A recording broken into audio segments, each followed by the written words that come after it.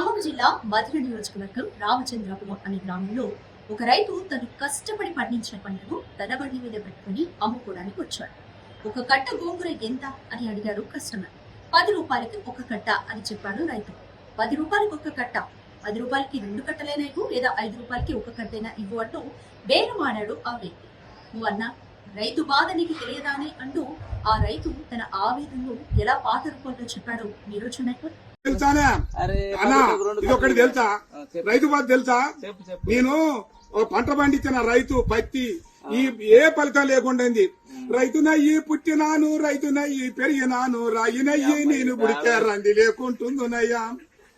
పత్తి పంట నేను ఎత్తే మిత్తి కన్నా ఎల్లలే ఏం బతుకు ఏం బతుకు, ఈ రైతు బతుకు చూడరా ఏం బతుకు ఏం బతుకు. అరే మిర్చి పంట నేను ఎత్తే ఖర్చులన్నా బూడలే ఏం బతుకు ఏం బతుకు, ఈ రైతు బతుకు ఈ బతుకు నేను బతుకాను.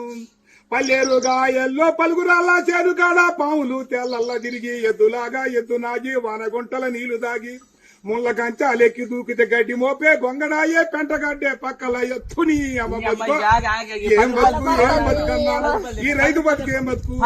అయ్యా 5 రూపాయలు కడుగుతాను, 6 నెలల బట్టి సాదుకొని నీ ఇంటికి వచ్చి బండి 5 రూపాయల కోసం అడుగుతావు. ఈ రైతు బతుకు ఎక్కడన్నా చూసుకోలేవా? అయ్యయ్యో, రైతు చూడని కష్టం లేదు, రైతు చూడని నష్టం లేదు, అంతెందుకు రైతు చూడని చావు లేదు. మనమంటూ అన్నం కోసం ఎదురు చూస్తే రోజుస్తే తప్ప రైతు విలువ మనకి అర్థం కాదా? షాప్ లో జీఎస్టీతో పాటు బెదిరిస్తే మారు మాట్లాడకుండా కట్టేసి బయటకు వచ్చి మనం రైతు కష్టపడి పండించిన పంటకు మాత్రం వేరపాడడం ఎంతవరకు న్యాయం అంటూ పలువురు నెటిజన్లు అభిప్రాయపడుతున్నారు.